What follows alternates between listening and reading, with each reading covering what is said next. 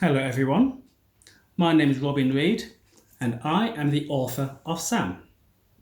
Sam is a techno thriller. It's available on Amazon as a paperback and via Kindle. And I'm going to talk to you about the technology used in Sam in the context of real life, and in particular, artificial intelligence, and what could possibly be the implications. But more of that later. First of all, let me just talk about myself. So I think of myself as a mathematician. I graduated at university with a math degree, mathematical sciences they called it. In there was pure maths, there was applied maths, there was statistics, there was operational research, numerical analysis, there was all manner of mathematics. But what I found was that I excelled at the computing side of it. Before university, I'd never touched a computer in my life. When I got there, we learned at a Commodore PET. That was just a very, very basic, tiny little machine. Didn't even have a disk drive. It was just all tapes. I did get access to the university mainframe, where I spent a lot of my time learning more about different languages. And naturally, after graduating, I got a job with computers, writing software. I've now been in that industry for 35 years, and I've written software partly for internal use. So for instance, when I'm working at a bank, the software is just to help them deal with their mortgage systems, for instance. And I've also worked mainly in the commercial industry, which is where I am now. In the commercial industry, that's where your software gets sold. So it has to be really robust. No matter how the users are using it, it has to stand up to it. And that's where the fun begins, because you never really know exactly how users are going to use your creations. And I find it bewildering sometimes when someone phones up with a technical problem, and I try to have a look at what they're doing, and I think, I just don't recognize this at all, because they've configured it, they've plugged it into a bigger system, and they've changed it beyond recognition. But I still have to help them with their problems. Now, in the early days, of course, software was fairly simple. It was just a case of top down. The user sitting there, he will just type something into, with his keyboard, and the program will enter at the entry point, run some processes, make a few decisions, loop a couple of times maybe, and then come out the other end. Input and output, and that's it. As time goes on, where we are now with our graphical user interfaces and our Alexa devices just sitting there waiting for the wake word, we're now more in the context of event-driven software. So it's like, if nothing is happening, it's just sitting there in a great big loop, just listening for events. An event could be a mouse click, it could be a keyboard press, it could be the wake word for your personal assistant. It could be all sorts of things. And this software becomes much more complex, because every time an event occurs, it has to fire an event to event handlers. And there could be multiple event handlers for a single event. And then if you imagine if some of these event handlers are on different machines or different servers, they could be scattered all around the world. And they're running in effect in parallel, asynchronous they call it. So all at the same time in a multi-threaded environment. Something goes wrong there, you're going to have your work cut out trying to debug that system. And then finally, software has evolved to learning algorithms. So even when you run a piece of software once, it will behave in a particular way. You run exactly the same software again, it might behave in a different way, because it's learnt behavior. Imagine a chess program. If you just played it and it's lost, if you try and play exactly the same game again, well, it might not make the same mistake. It's analysed where it went wrong, and it will take a different course of action. And of course, the more complex a system becomes, the more likely it is that it's going to go wrong. Take your driverless cars. Have they been tested on both sides of the continent? Will they work just as well taking evasive action driving on the left of the road as with the driver on the right hand side of the road.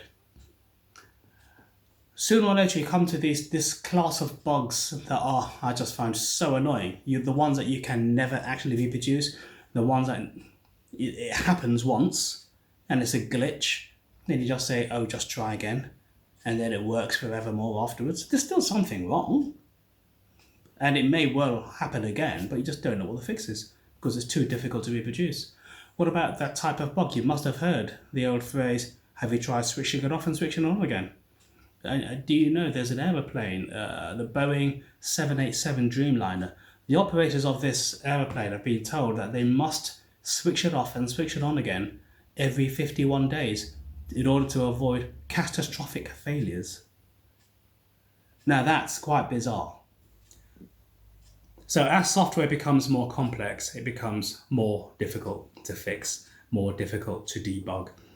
Now, when I was at university, one of the things I did that I was quite proud of, this wasn't even part of the course, it was just something I did for the fun of it.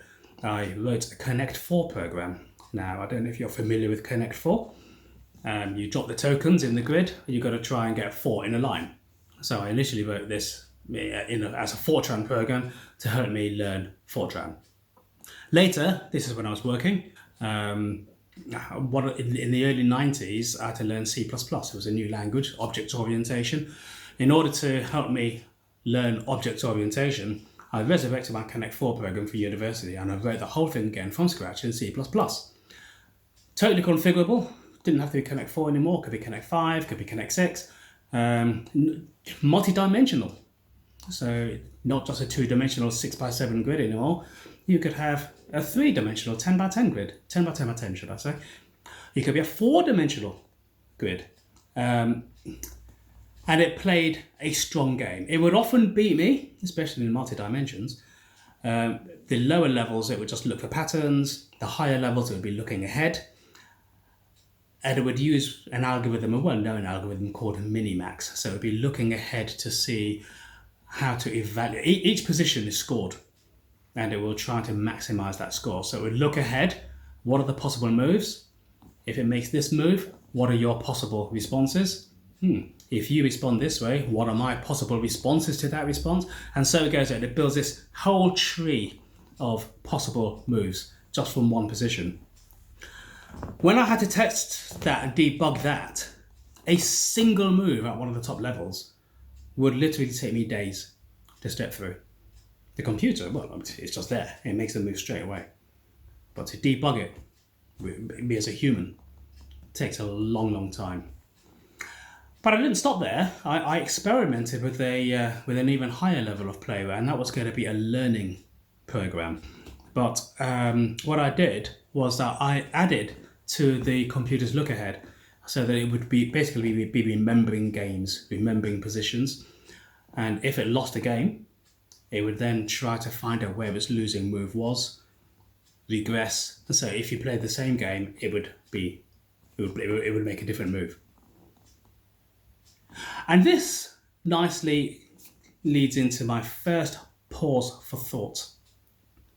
And I just want you to consider, is my Connect 4 program an example of artificial intelligence? All it ever did, it was just procedural. It would start at the top, I would say play, and then each time I made a move, that was an input.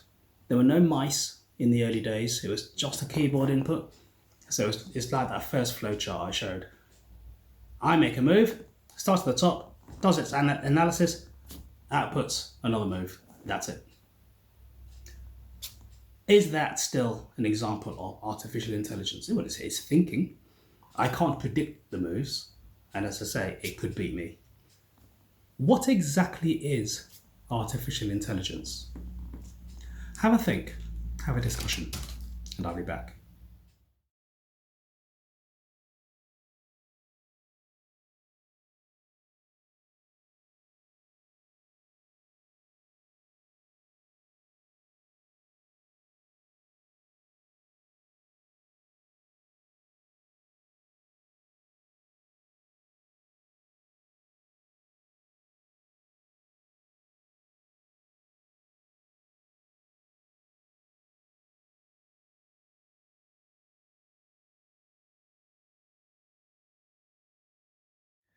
Richard has a quest, an obsession. It has cost him his wife, his son, and his house, and he's run up a string of debts. Yet he is sure he can fix all this once he has finished programming his super adaptive module, SAM, a revolutionary computer system that enhances other software. When he grants exclusive use of his invention to an innovation company, things begin to look up for him, and he can focus on rebuilding his life. But the company has a sinister plan for Sam, and before he knows it, Richard is at the centre of a major crisis in London. Many lives are at stake, and Richard must go on the run from Delta Guard, the top-secret government agency ruthlessly determined to stamp out terrorism. So what made me write a book? Well, I guess I've always had a bit of a creative muse. I did English A-level and that did help me learn a few techniques. But I wrote some articles in the early days for Just a School magazine. I've written them for university magazines. I've written them for magazines that have been published that you have to buy. And I've written articles of varying lengths, which have been published online, are still online even now. And the general feedback that I get from people is that they really enjoy reading my style, and they all say, you should write a book. But what would I write a book about? Well, they say, write about what you know. Well, I knew about software, and I did actually consider that it would be really nice, when I was talking about those bugs, developers, software engineers, prefer to write software from scratch. They're less interested in fixing bugs. They're less interested in teeny-weeny, tiny little changes. They want to get their hands dirty, get their teeth sunk into some really meaty software development. And when I was thinking about the bugs, I thought it would be really nice to have a piece of software that would automatically fix them. It would detect what you needed to do. You would just continuously look at the software and make small enhancements without actually changing the general basis for the software, without changing the actual the functionality. Then on my 40th birthday, my brother gave me this. Meet Pino. Pino, the intelligent humanoid friend. He can walk, he can talk, and 3 intelligence-gathering sensors make sure he keeps on learning. Pino dances, sings when he's happy. He recognizes and communicates with other Pinos. Make Pino your humanoid friend. And that cute little robot just gave me the idea of Sam. So the idea, Sam was going to be just a piece of software that was going to make small enhancements to other pieces of software. That was my bug fixing thing. And then I thought, well, suppose we get these toy robots. At the time, there were lots of these toy robots around. And I thought, rather than just having a pre-programmed response, what about if the robot was actually properly evolving? And then Sam was actually put into the robot to make it evolve even better. So it was a continuously learning program. And that's basically how the book was born. Now, I don't want to spoil it for you. I'm not going to tell you anything about the book. I'm not going to give you any spoilers. I do, however, want to tell you something about my approach to writing it. And one thing that was important was my audience. Who am I writing this for? Well, I wanted to sell it to a wide range of people. And on the one hand, I had in my head my mum. My mum is a technophobe. She's not interested in anything to do with technology. On the other hand, well, it's a techno thriller. I had to keep in mind this super geek friend of mine, someone I work with, who likes explanations for things. If I don't explain some of the science, some of the technology in the book, it's going to be too much like fantasy, and then he will be dissatisfied. So it's a case of striking a balance. I give you a real life example that does occur in the book. It doesn't spoil anything really. There's discussion about a dark bulb. So it's exactly the same as a light bulb, except when you switch it on, everything goes dark. It's explained with just a single throwaway remark. It's just a phase inverter. Whether or not it would actually work in real life is not relevant. It's enough to explain that to the super geek, and he's happy without bamboozling the technophobes who are not interested in explanations. They can skim over that and carry on. Then, of course, there are my proofreaders. I used my sister initially as a proofreader because she's just so critical. Well, she's blunt. If she doesn't like something, she will let you know. So I would submit chunks of chapters to her and wait for her feedback, and I'd be carrying on refining the remaining chapters, and then she would give me the feedback. But the really nice thing was that it came to the point where she was actually demanding to read more chapters, which was nice because it meant she was genuinely enjoying the book. And I had two other proofreaders. One was a 14-year-old boy, I think he may have been 15. Another one was a woman around about my age who is very much into reading. And the reaction was the same with both of them. I gave them a few chapters at a time. They enjoyed what they read, and then it came to the point where they were demanding more chapters. So I'd based the book partly on real life characters. I'm not sure that they'd actually recognize themselves if they read the book. I mean, I did sort of exaggerate them. I disguised them a little bit. I also put a few episodes in there that may have happened in real life. Again, doctored, so you wouldn't necessarily recognize it. Some of the ideas came from my dreams. I mean, I've had all sorts of incredible dreams over the years, and I could write an entire book just based on my dreams. So some of those dreams become episodes in the book as well. About halfway through the book, I find that the plot starts writing itself, and that's exciting because then it's actually new to me as well. I don't necessarily know exactly how things are going to pan out, and something which was only supposed to be just a minor event, early on in the book, turns out to be really crucial much later on in the book, and I really like that sort of development. Now, again, without giving too much away, what we have are mechanoids, robots. It's a mechanized security patrol on the streets of London, and they're all running a learning algorithm, a learning program. And the learning program itself is being enhanced by Sam. So if you remember what we were talking about earlier on, a learning program, it will run, and then if it runs again, it may behave in a different way because it's learnt. We now have Sam running against that as well. So the actual code of that learning program is itself changing. Remember what I said about the more complex a system becomes, the harder it is to debug, to support? Well, we now have like a neural network. I never actually mentioned that it's a neural network, but in my head, these robots were always running a neural network. So we've got a neural network in each robot.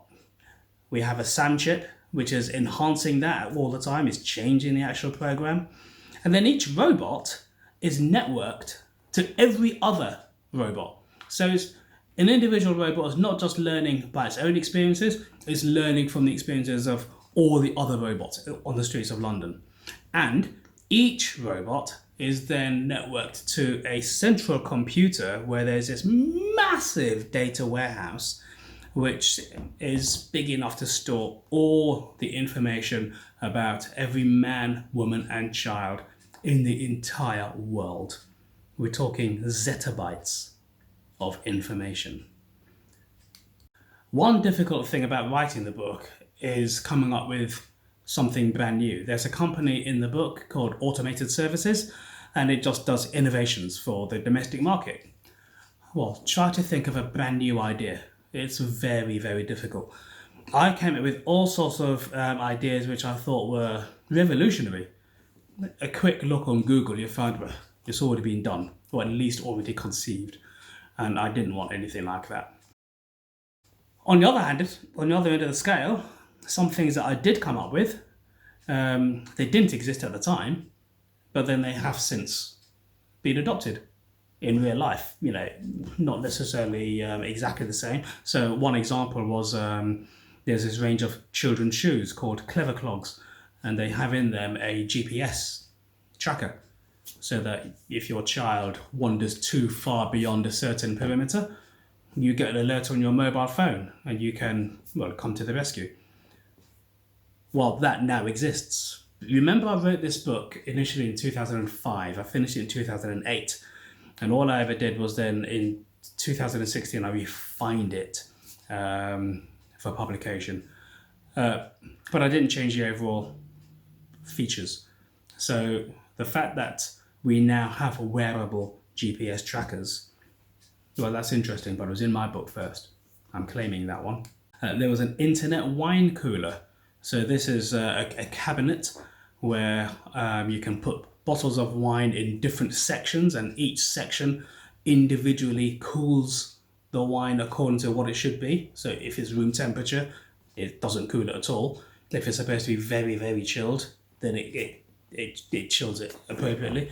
And also, when you start running out of a particular stock of wine, it's connected to the internet. It will automatically order you some more.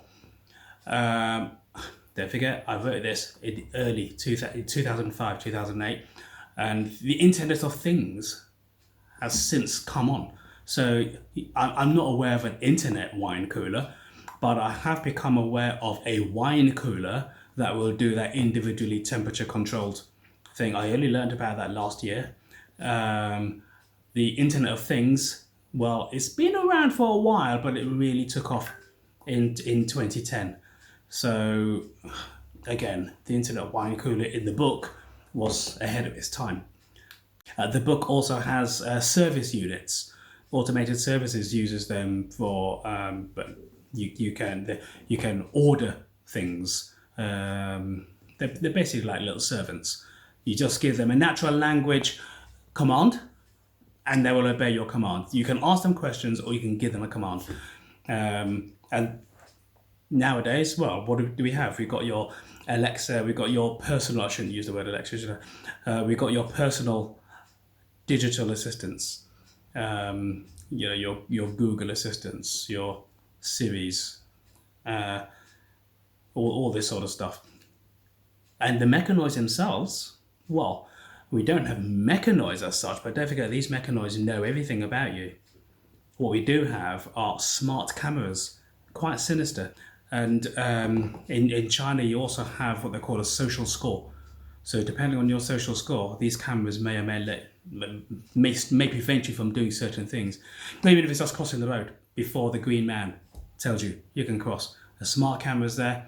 It doesn't just tell you not to cross. It names you. It knows exactly who you are. And so you are being monitored wherever you go. So that is a recent thing in China. It's not going to be long before those are in robots as well. One of the most sinister things in the UK, at least, is what we have. It's affectionately known as the Snoopers Charter. It's officially called the Investigatory Powers Act, and this allows the government to snoop on your private conversations. So whether it's on whether you're sending a WhatsApp message or an email, or you're surfing the internet, or your Instagram, Facebook, they have now got the right to intercept your packets of data, store them, and analyze them. And this is something, again, which is happening in the book. There's something called an information signature. So Sam has this concept. So all this information is being gathered by the mechanoids. It's being stored on this massive data warehouse. And then there's a system called POISE, POISE. That's the Predictive Online Information Signature Expert.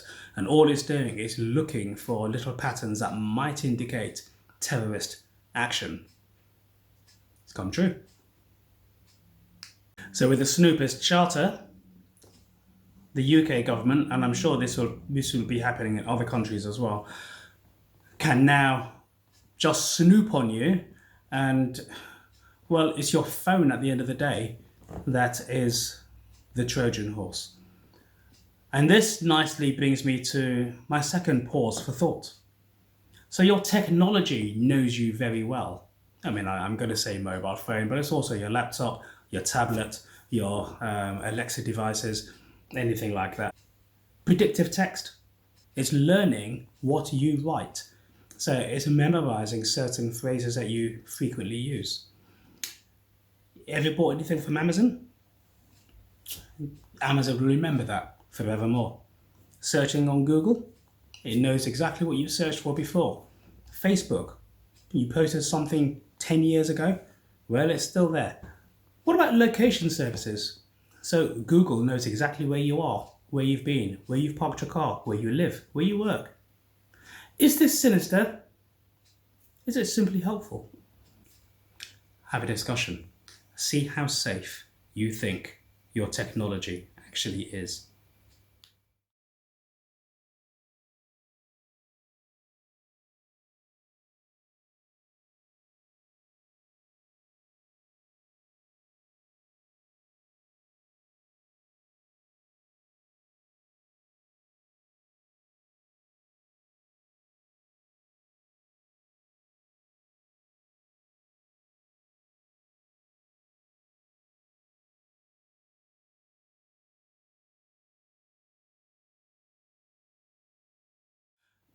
Before I leave you, I just want to explore a few ideas about human behavior. So again, in the book Sam, the protagonist Richard, there's an episode where he needs some cryptography, and he's put in touch with someone who is affectionately known as the Crypto King. This Crypto King is a little bit strange. He doesn't want his whereabouts known. He won't talk to you in normal talk or like over the telephone. He will only ever communicate via an encrypted messenger system, via text. Richard thinks it's strange, but nevertheless, he wants the crypto, so he goes ahead with it anyway. This is indicative of typical human behavior, really. So people say that they are suspicious of technology. I will never have an Alexa in the house, people say.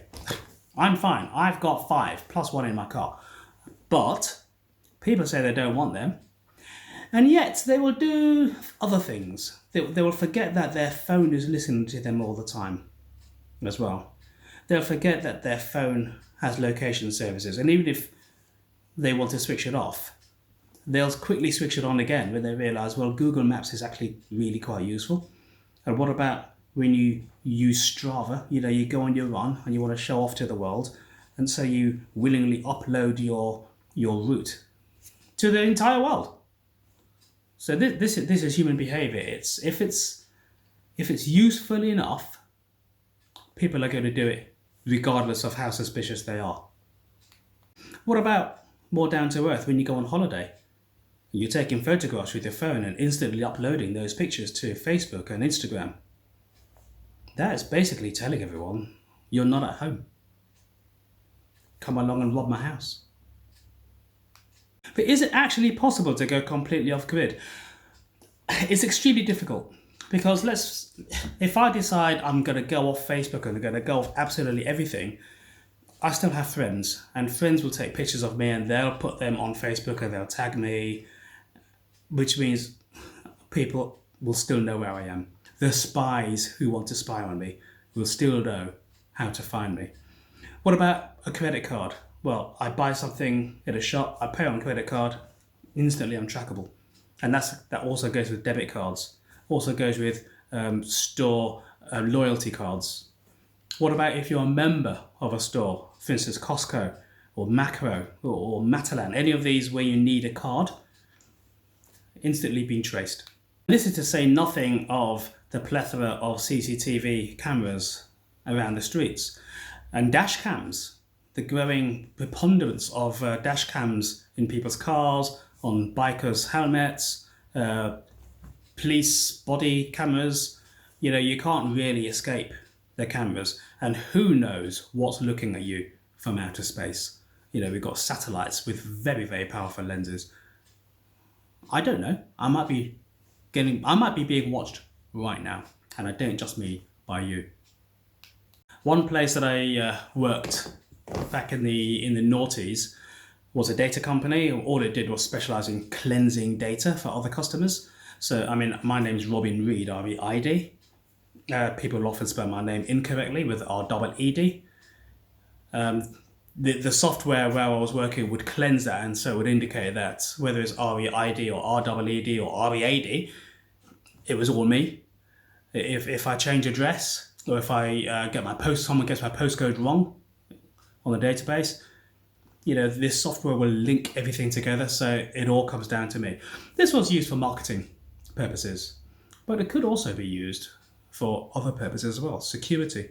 And in fact, I do know that the company had words with the then American President Clinton about security. So data can always be used for other means. And that was a data warehouse, not as big as the one in the book, but it would know, for instance, if you had any pets. It would know if you had any babies. It would know if anyone had recently died. And it was all because of marketing. If you've got some pets, then it's going to help marketers to market dog food to you, for instance. Or if you've got a baby, it's going to maybe market nappies, diapers to you.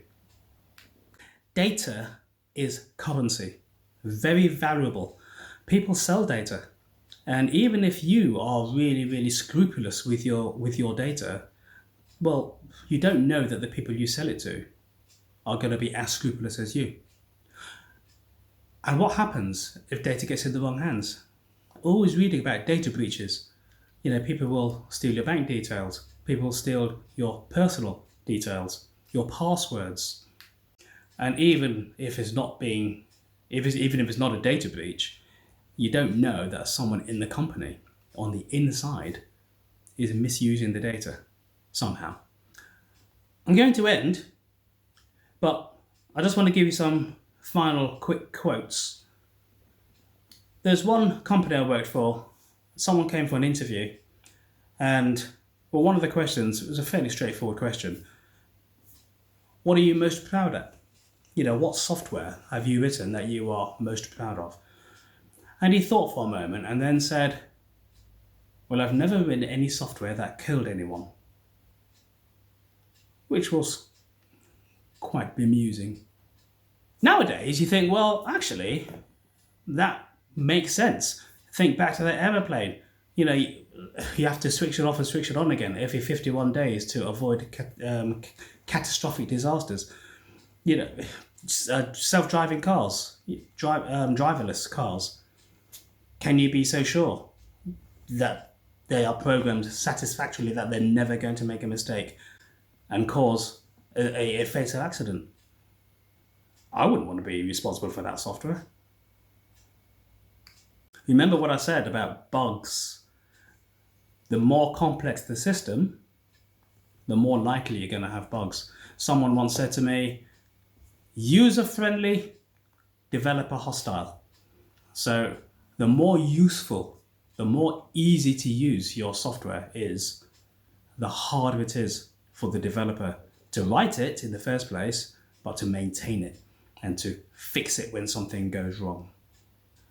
Another quote that I quite like is, to err is human, but to really foul things up requires a computer. And finally, consider this from the man himself, Professor Stephen Hawking. In short, the rise of powerful AI will be either the best or the worst thing ever to happen to humanity. We do not yet know which. I'm going to leave you with that thought.